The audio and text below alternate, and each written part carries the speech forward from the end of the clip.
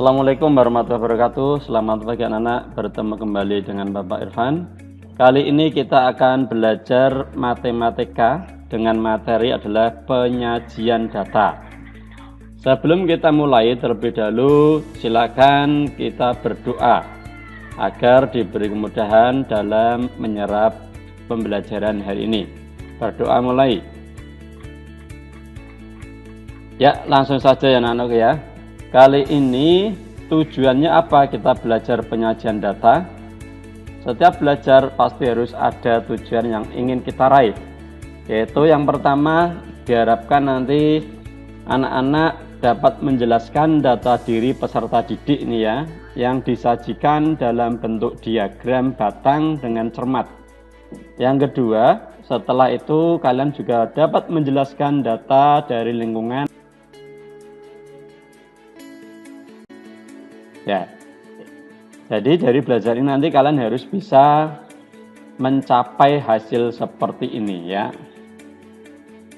Berikutnya, karena kita menyajikan data berarti kita bekerja belajar melalui data. Lalu apakah yang dimaksud dengan data? Iya, setelah kalian membaca pasti tahu ya. Data adalah informasi yang diperoleh dari suatu pengamatan atau penelitian yang dikumpulkan dalam bentuk angka atau lambang ya. Jadi data itu bisa berupa kumpulan angka-angka, bisa juga berupa kumpulan lambang-lambang ya.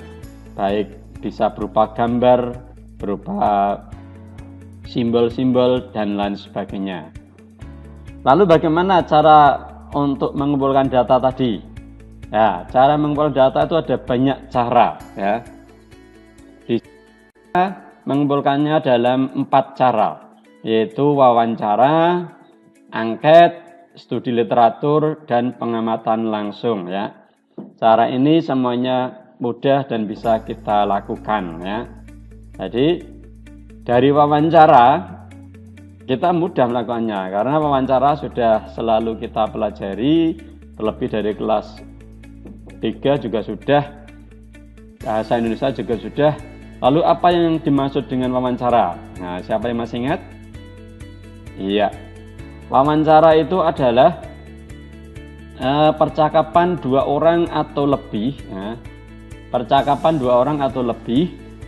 Yang satu disebut sebagai pewawancara, yang kedua disebut sebagai yang diwawancarai. Yang diwawancarai itu juga sering disebut sebagai narasumber ya. Tekniknya bagaimana? Biasanya pewawancara sudah menyiapkan beberapa pertanyaan ya, yang akan diajukan. Jadi sebaiknya harus menyiapkan diri terlebih dahulu biar tanya jawab pertanyaan antara narasumber dan kita sebagai pencari informasi itu berjalan dengan lancar ya. Seperti ini. Ya, ini simbolnya nih ya, 2 orang berhadapan tanya jawab. Yang satu bertanya, yang satu menjawab. Berulang-ulang terus sampai seluruh informasi yang diinginkan oleh pewawancara terpenuhi ya. Dan semuanya disajikan oleh narasumber. Lalu bagaimana contohnya? Ya, contohnya seperti ini, yang mudah saja karena tadi ingin menyajikan data dari diri kita ya, berarti pertanyaan adalah seputar diri kita saja ya. Ini ya sebagai contoh seperti ini. Pewawancara menanyakan seperti ini, nanti menjawab di sini. Contoh, berapa ukuran sepatu Anda? Nah, narasumber langsung menjawab, ukuran sepatunya adalah 33 misalkan ya, berarti harus ditulis nanti oleh pewawancara seperti ini. Berapa tinggi badan Anda? Karena masih yang diwawancarai kebetulan masih kelas 4 SD, ya tingginya sekitar 130-an, 130 cm. Berapa jarak rumah Anda dengan sekolah? Ya, dihitung sesuai dengan jaraknya masing-masing. Yang 300 meter ya tulis 300 meter, yang 400 ya 400, atau yang lebih dari 1 kilo ya tulis saja lebih dari 1 kilo dan seterusnya. Kemudian yang keempat, apa yang menjadi kesulitan dalam belajar? Nah, harus diterangkan kesulitannya apa. Karena ini masa PJJ misalkan, saya kesulitan untuk mencari kuota data jaringan ya. Karena jaringan di tempat tinggal saya kadang-kadang lancar, kadang-kadang tidak, dan seterusnya. Apakah sendiri? Nah, jawab saja dengan jujur. Kalau memang bangunnya dibangun orang tua aja, tidak, saya bangunnya dibangun oleh orang tua, terutama oleh ibu saya. Tetapi kalau bangun sendiri ya terus saja bangun sendiri ya. Nah, tapi diharapkan oleh Pak Irfan kalian semua harus bangun sendiri, terlebih kalau sudah mendengar adzan subuh langsung saja bangun ya. Setelah bangun belajar, gunakan belajar, jangan tidur lagi karena pagi hari kalau belajar sangat mudah untuk serap ke otak kita. Pertanyaan selanjutnya seperti ini. Bagaimana cara kalian berangkat sekolah? Nah, jawab saja. Kalau berjalan kaki ya, oh jalan kaki. Kalau diantar orang tua, diantar orang tua. Oh, lain lagi saya menggunakan kendaraan seperti sepeda. Nah, ya gunakan terus saja. Saya berangkat sekolah menggunakan sepeda. Apakah kalian pernah terlambat ibadah sekolah? Ya, ini jawab yang jujur ya. Yang berangkat ke sekolah pagi-pagi ya berarti tidak. Tetapi yang siang ya jujur saja pernah terlambat gitu ya. Jadi kalian belajar ini di samping berilmu juga harus punya karakter, kejujuran, tanggung jawab ya. Jadi semuanya biar terdeteksi, terkoreksi. Kalau memang nanti kurang bagus ya nanti ke depannya bisa menjadi lebih baik lagi. Apa kalian pernah lupa mengerjakan PR? Ini juga sama jujur. Kalau pernah lupa ya jawab saja pernah. Kalau enggak ya enggak. Apa kalian belajar di rumah dengan bimbingan orang tua? Nah ini umumnya iya karena saat PJJ ya. Karena medianya kebanyakan handphone yang memiliki adalah orang tua ya. Berarti harus ada pendampingan orang tua. Jangan sampai wah belajar tiba-tiba bermain game. Jangan sampai seperti itu ya. Itu berhubungan dengan tanggung jawab lagi. Apakah cita-cita kalian? Nah, cita-citanya diisi. Yang menjadi tentara, tulis saja tentara. Nah, yang menjadi guru, tulis guru. Yang menjadi pengusaha, mulai sekarang sebaiknya kalian punya cita-cita ya. Cita-cita setinggi langit. Jangan sampai rendah. Karena kalau cita-cita setinggi langit, nanti kalau jatuh tidak tercapai, misalkan tidak tercapai, sudah lumayan, mending nanti cita-cita menjadi yang baik, tetap baik gitu ya. Jangan sampai mencari cita-cita yang rendah. Apa? Kuli bangunan. Jangan sampai ya. Harus yang setinggi langit. Menjadi dokter, menjadi menteri, menjadi pengusaha sukses dan seterusnya gitu ya. Dan setelah tanya jawab ini selesai, kemudian kalian simpulkan ya. Dari pertanyaan ini disimpulkan. Nanti ada kesan umumnya. Oh ya, ternyata secara umum setelah tanya jawab dengan narasumber, ternyata disimpulkan dari pertanyaan ini nanti bisa disimpulkan ditulis di bawah ini kesan umumnya seperti itu ya. Baik, itu cara mengumpulkan data lewat wawancara. Cara kedua apa tadi mengumpulkan data selain wawancara? Iya, melalui angket. Apakah itu angket? Siapa yang tahu? Tadi sudah ada di depan. Siapa yang masih ingat apa yang dimaksud dengan angket? Iya. Angket adalah suatu pertanyaan yang dibuat oleh peneliti yang diberikan pada objek yang diteliti. Pada angket biasanya terdapat beberapa pilihan terhadap jawaban sebuah pertanyaan ya. Jadi angket itu selalu ada pertanyaannya. Biasa dibuat seperti ini ya. Ini nanti kalau dalam bahasa perangketan ya, kuesioner ini disebut sebagai skala Likert. Yaitu seperti ini, ada jawaban SS, STS, STS. Ini ada artinya. Artinya apa? Di atas nih, silakan dilihat ya. Yaitu SS sangat setuju, S setuju, TS tidak setuju, STS sangat tidak setuju ya. Jadi ada pertanyaan di samping kiri ini dijawab sesuai dengan pilihan ini. Contohnya nih ya, saya sudah belajar matematika pada malam hari sebelum pembelajaran esok hari. Nah, jadi kalau ini hari Rabu, besok hari Kamis. Besok hari Kamis itu saat mau sekolah, kalian harus sudah belajar dulu malam harinya. Jadi malam nanti harus sudah belajar. Apa kalian itu setuju, sangat setuju, tidak setuju, sangat tidak setuju? Silakan dipilih di sini. Di checklist saja. Di checklist. Oh, malam hari saya harus belajar. Sangat setuju, ya berangkat pilih di sini. SS ini di checklist ya. Tapi kalau tidak belajar, saya tidak mau belajar . Nah, penting besok ya besok. Tidak setuju, tulis TS tidak setuju ya. Ini sesuai dengan keadaan nyata kalian ya. Nanti biar hasil akhir seperti tadi, kesan umum setelah diringkas kalian bisa memperbaiki diri. Kalau memang kurang diperbaiki ya. Berikutnya yang nomor 2. Saya sampai di sekolah sebelum pukul 07. Nah, bagaimana? Setuju, sangat setuju, tidak setuju, sangat tidak setuju. Pilih lagi di sini ya. Nah, tentu sangat setuju karena memang ada peraturan sekolah. jam 7 kurang 15 atau 6 lebih 45 menit harus sudah sampai di sekolah. Ya berarti harus sangat setuju gitu ya. Berikutnya nomor 3. Saya sudah mempersiapkan buku pelajaran matematika ketika guru memasuki kelas ya. Jadi saat pagi hari sebelum pembelajaran dimulai, langsung kalian tuh harus membuka bukunya ya.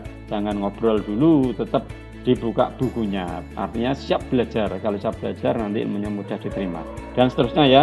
Silakan kalian isi lanjutkan dari poin 4 ini sampai 11 diisi di sini ya. Diisi di checklist. Nanti jangan lupa latihan tadi ya, wawancara dan latihan angket soal ini jawabannya di screenshot dan kemudian dikirim ke Pak Guru lewat grup WA ya. Lanjut, cara mengumpulkan data yang ketiga. Yang pertama lagi wawancara, kedua angket, yang ketiga apa? Ya, yang ketiga adalah lewat literatur. Nah, literatur itu apa? Literatur adalah peneliti dalam mendapatkan data, mencari informasi itu dari buku-buku. Nah, dari buku-buku. Buku-buku biasanya diambil dari mana? Ya, banyak. Silakan kalian cari di perpustakaan sekolah. Bukunya banyak sekali ya. Nanti kalau ingin tahu, misalkan kebetulan kalian mempelajari tentang matematika, cari saja literatur yang berhubungan dengan matematika. Nanti ada kode-kodenya. Kalau kurang lengkap, nanti tanya sama petugas perpustakaan ya. Itu ada kan nanti ditunjukkan ya. Oh, matematika di sana, IPA, sains di sana, sejarah di sana, dan seterusnya. Dikelompokkan biasanya di perpustakaan gitu ya. Kemudian literatur selain diambil dari buku-buku di perpustakaan, dari mana lagi? Ya, dari koran-koran. Dari majalah ya, koran-koran nasional dan seterusnya. Majalah-majalah yang ber-ISBN yaitu nanti berarti secara non-fiksi ya, itu bagus untuk penelitian yaitu ya. Lebih dulu lagi dari jurnal-jurnal ya. Nah, itu bisa sebagai bahan penelitian ya. Pengumpulan data bisa diambil dari sana. Yang keempat, yang terakhir, cara mengumpulkan data tadi dari mana? Ayo, setelah wawancara, setelah angket, setelah literatur, dari mana? Ayo, siapa yang ingat? Iya, dari pengamatan langsung ya. Artinya apa? Artinya peneliti dalam mencari informasi, mencari data, langsung datang kepada objek yang diteliti. Nah, misalkan contoh tadi ya, berhubungan dengan matematika, jual beli, perdagangan, misalkan menghitung jual beli, berapa rupiah dan seterusnya terjadi. Nah, langsung saja datang ke pasar ya. Itu namanya penelitian secara langsung. Bagaimana proses jual belinya, bagaimana cara kita membayarkan, kemudian kalau ada sisa pengembalian dan seterusnya, cara memilih barang, cara tawar-menawar, yaitu namanya langsung datang ke lokasi, ke objek yang kita teliti. Itu namanya penelitian langsung ya. Dari keempat tadi semuanya mudah bisa dilaksanakan oleh kalian ya. Kemudian setelah kita berhasil mengumpulkan data tadi, data-data harus disajikan ya. Harus disajikan atau ditampilkan, ditunjukkan dan seterusnya ya. Maka kita harus memiliki kemampuan untuk bisa membaca data ya. Data-data yang tadi itu kita bisa membacanya ya. Kemudian setelah bisa membaca, diolah, datanya diolah ya, diolah terus baru disajikan. Urut-urutannya seperti ini. Kita bisa membaca data, kemudian bisa mengolahnya, kemudian dapat menyajikan. Lalu menyajikannya dalam bentuk apa? Dalam hal ini kita belajar menjadi dua saja, dalam bentuk tabel dan dalam bentuk grafik atau diagram ya. Grafik atau diagram sendiri banyak dibedakan menjadi diagram gambar, diagram garis, diagram batang, diagram lingkaran. Lalu bagaimana bentuknya? Apakah sudah tahu bentuk penyajian data, bentuk dari tabel itu seperti apa? Grafik atau diagram? Ya, kalian pasti sudah tahu ya, karena di kelas kadang-kadang sudah terpampang data tabel ya. Di atas ada bank data kelas ya, seperti ini ya. Jadi ciri-ciri tabel itu dua. Satu ada kolom itu yang menurun ini ya, ini kolom namanya, kolom, dan yang kedua ada baris yang mendatar ya. Dari tabel itu sirinya terdiri dari 2 kolom dan baris ya, seperti ini ya. Ini kan pasti ada contoh ya, jadwal pelajaran ya, pasti kan ada kolomnya, ada barisnya, hari Senin, Selasa, Rabu, Kamis, dan seterusnya kan begitu ya. Kemudian yang ke bawah biasanya jam ke-1, jam 7 sampai 7.35, misalkan hari Senin upacara dan seterusnya. Itu namanya tabel ya. Lalu sekarang bentuk penyajian dalam bentuk grafik. Tadi disebutkan ada diagram gambar ya, ada diagram garis. Nah, diagram garis itu seperti ini. Nah, ini ada koordinat ya, sumbu X, sumbu Y ya. Kemudian ada angka-angkanya di atasnya ini.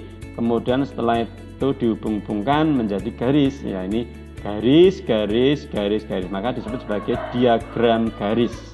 Kemudian ada lagi yang namanya diagram batang. Nah, ini batang ini kan berdiri. Nah, bentuknya seperti ini, tegak. Ini kelas 3 juga sudah dipelajari ya. Nah, ini menunjukkan angka berapa ditulis. Misalkan ini ketinggian ini ya, sumbu Y ini mewakili 10, maka di sini ditulis 10 ya, dan seterusnya. Ini namanya diagram batang. Kemudian disajikan dalam bentuk lingkaran, diagram lingkaran ya, ini dalam bentuk persentase. Sebagai contoh, misalkan kelas 4A siswanya, misalkan tentang hobi ya, kelas 4A siswa yang hobi bermain bulu tangkis ada 10 orang ya, 10 saja jumlah kelas siswa 4A kan ada 25, berarti ya 10 per 25 kali 100%. Hasilnya ditulis di sini. Nah, ini menunjukkan diagram lingkaran dari misalkan tadi yang mencintai atau suka bulu tangkis. Nah, sekarang ini yang suka memasak ya, persentasenya tulis di sini. Tadi berapa? Misalnya sama memasak ada 10 juga, berarti ya 10 per 25 lagi kali 100%. Terus seterusnya ya. Dan lebih lanjut nanti kita akan mempelajari ke materi selanjutnya ya. Nah, sampai di sini apakah kalian sudah paham? Iya, saya harapkan kalian paham. Nanti kalau kurang paham bisa diulang-ulang materinya, dibaca ulang materinya maupun diputar videonya. Itu ya. Untuk sekali lagi saya ingatkan, kalian harus selalu belajar ya, jaga kesehatan, tetap beribadah.